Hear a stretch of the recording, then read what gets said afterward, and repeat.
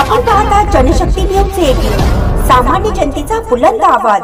अर्जुनी तलावात निपाणीच्या युवकाचा बुडून मृत्यू। अर्जुनी तालुका कागल येथील तलावात निपाणीच्या युवकाचा बुडून मृत्यू झाल्याची घटना सोमवारी दुपारी 3च्या सुमारास उघडकीस आली।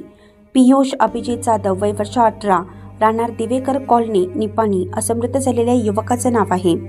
याबाबत घटनास्थळावरून समजलेली अधिक माहिती अशी की पियुष आपल्या मित्राबरोबर पोहण्यासाठी अर्जुनी तलावात गेला होता। दरम्यान काही वेळ पोहल्यानंतर आपल्या मित्रांना अजून एकदा जाऊन येतो असं सांगितलं। दरम्यान मध्येच त्याला धाप लागल्याने त्याचा बुडून मृत्यू झाला। घाबरलेल्या मित्रांनी याची माहिती पियुष याच्या नातेवाईकांना दिली। त्यानंतर दिवेकर कॉलनीतील काही नागरिक घटनास्थळी पोहोचले।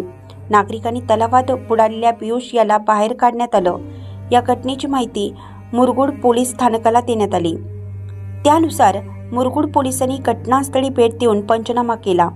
या घटनेची नोंद मुरगुड पोलीस स्थानकात झाली आहे। नंतर मृतदेह शवविच्छेदनासाठी प्राथमिक आरोग्य केंद्र मुरगुड येथे पाठवला। शवविच्छेदनानंतर मृतदेह नातेवाईकांच्या ताब्यात देण्यात आला। पियुषा स्तवनीती येथे शिक्षण घेत होता। त्याच्या मृत्यूमुळे दिवेकर कॉलनी व परिसरात हळहळ व्यक्त केली जात आहे।